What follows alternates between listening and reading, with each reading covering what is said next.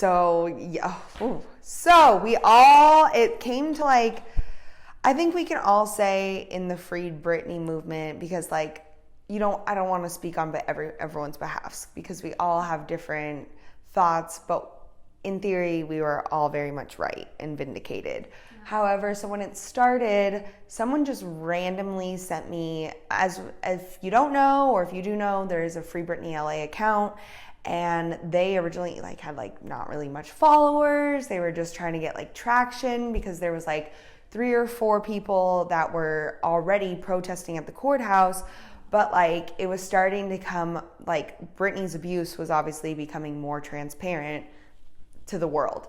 So my friend sends me this flyer and was like, they actually have like protests for this, like you should go, because they knew I was a hardcore Britney fan. And I like looked into it and I was like, yeah, like I'm gonna go.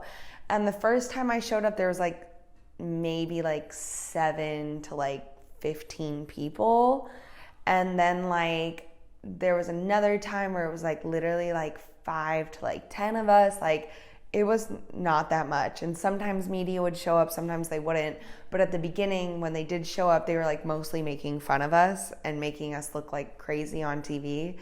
And so, yeah. And so it was like, I didn't do too much press then because, you know, who needs to like, yeah, right. Exactly.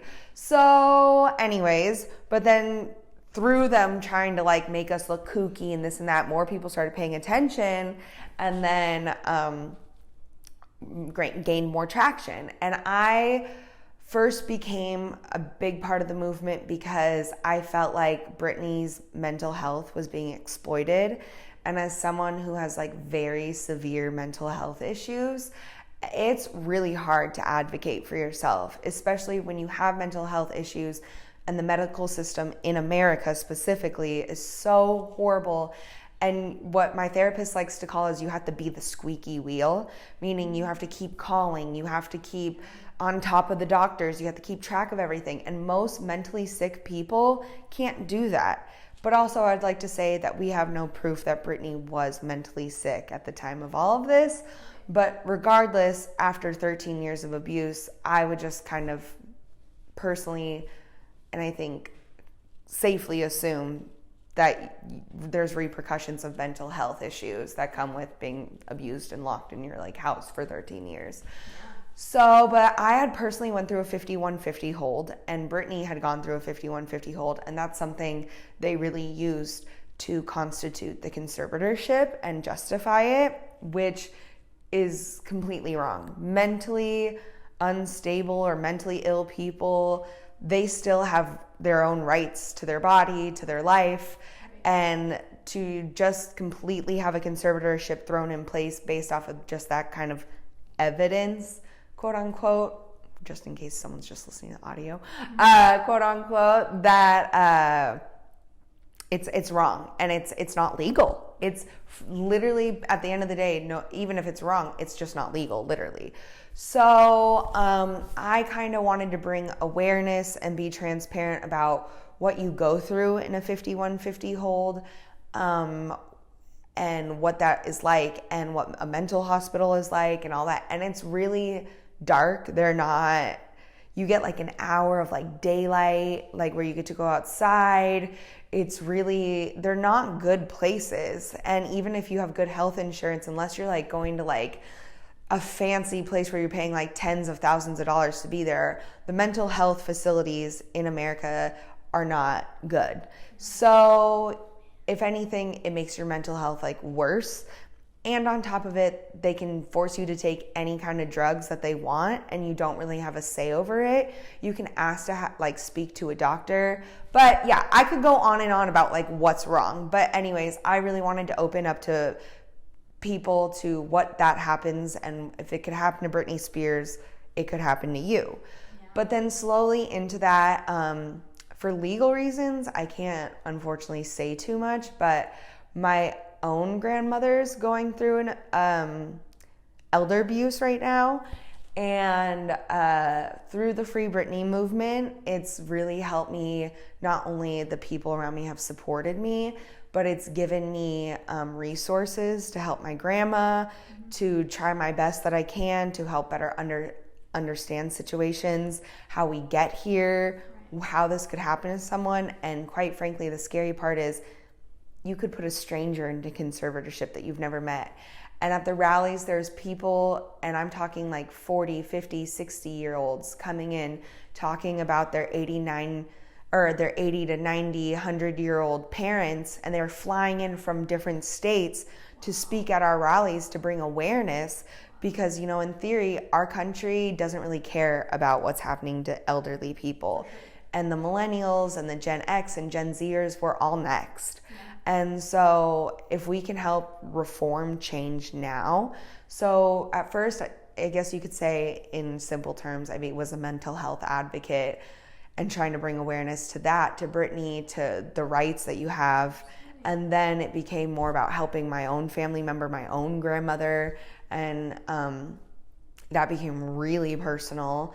And then it became just like when I was meeting these people and hearing these stories, the things you hear, I'll never forget. There was this one woman, her name's Mary Bush, I believe.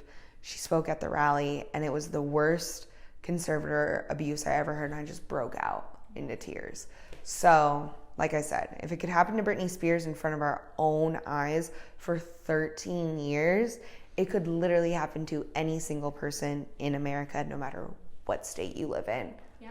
So we need reform. It's not just about that. It's about civil rights, human rights, women's rights to their bodies, you know, mental health issues. It's about so many issues. And when I realized, I love Britney Spears, but when I realized the movement could tackle so many issues and help so many people on so many broad spectrums, whether you're a person of color, whether you're handicapped, whether you have mental illness, no matter what it is. Also, speculation, the time of her 5150, we don't have mental health resources even 10 years ago like we do today. Absolutely. And at that time, Britney Spears had just given birth to 2 children under 2 years. And we can speculate safely that she had postpartum depression. And postpartum, even for mothers, postpartum depression, even still today, is still something that's kind of overlooked and not treated. So that's another thing to bring awareness to, and just all of that. So again, it could happen to anyone. It's not just, everyone's like, well, Britney Spears can fight for herself. She has money. She doesn't have access to her money. I've made more money than Britney Spears got in her allowance. Right. Yeah. Right. So, yeah. It's a crazy thing to think about. I mean, and especially, I think the beautiful thing is that sometimes with a lot of things in life, you go into something assuming it's going to be something, and then you end up like with so much more. And you're like, oh shoot! But like you're saying, with even just like the postpartum stuff, like it is insane just to think of how far we've come in 13 years time. Yeah. Like, I remember all that time period being all up on the tabloids and the newspapers, and it's just. Now you look at it and you're like, there's a hurt, there's a pain that you see seeing those things. Yeah. You feel for the person, like you're saying, postpartum. You know, it could be so many other things. And like Facebook and Instagram, where you can give your side of the story now. For sure. Whereas before, the tabloids, we all, regardless, even when we were teens, it was like we were conditioned. We had those, you know, Tiger Beat magazines, this and that. And we're like, oh my God, like, you know, flipping through. And we never got to actually hear the other sides of the story. And now social media allows you to be more transparent. Like, hey, there's 2 sides to every story. It's not just what you read in a tabloid that someone got paid tens of thousands of dollars to write and publish anyways. Right. So transparency is becoming so much more key in play. Thank God. Gosh.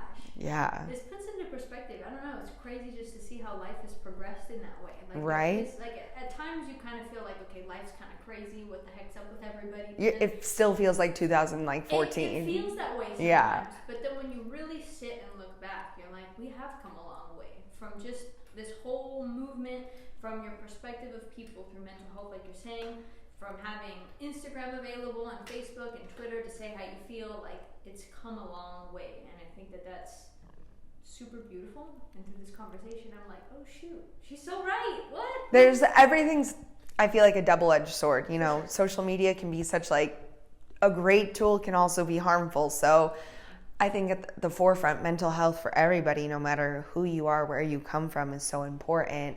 So I like definitely agree. It's just like using all these tools to our advantage, Right. but also, with some discretion too. You don't want to go too far down the rabbit hole, For sure. Oh, this year. Well, so if you people don't know, I am the creator of the first How to Become a Plus Size Model online course, and just like course of its kind in general. There's never been anything specifically catered for plus size models. And in my personal severe research, it's the resources that there are out there are not created by plus size models. And so I'm like, who's going to give advice on plus size modeling and not be a plus size model? So a couple years ago, I worked on that, and I can't like say too much, but the online course that was now like taught every few months, like the business is about to be expanding hugely, and anywhere in the world at any time, people are going to have access to those kinds of resources and guides and things. And I've just been so proud of my students and seeing the things that they do, and it's just a really good feeling. So definitely expanding that. Definitely now that we see a lot more plus size models in couture, I really hope to walk a runway in a different country, hopefully for someone like Fendi or Alexander McQueen. If you're watching this, I would love to be one of their first plus size models. Well, Fendi already had one. Alexander McQueen, call me. So yeah, now like we just, for example, Milan, that if anywhere is like where they want you to be like toothpick skinny. Right. We just saw our first plus size model ever in Milan walk a runway. So that just like, it gives me so much hope. So if anything, I'd love to go international now. I'm on both coasts. I'm bi-coastal girl, but now I'd love to take things internationally. So throwing that one out there, and just expanding everything and making things more accessible to everyone with a dream, and being and trying to guide and help people like I didn't have, especially because the internet was still like about. Now I can spill all my secrets to everyone. Yes. For sure. Where can they find you and some of this information if people are interested?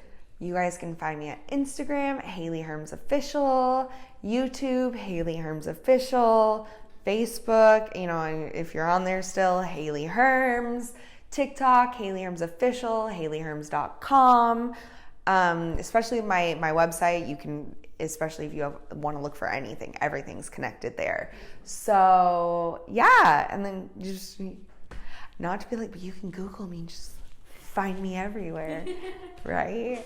I love it. Thank you. Thank you so much again, and we will chat soon for sure. Yay, thank you. Almost. Oh my God, that was so cute. I love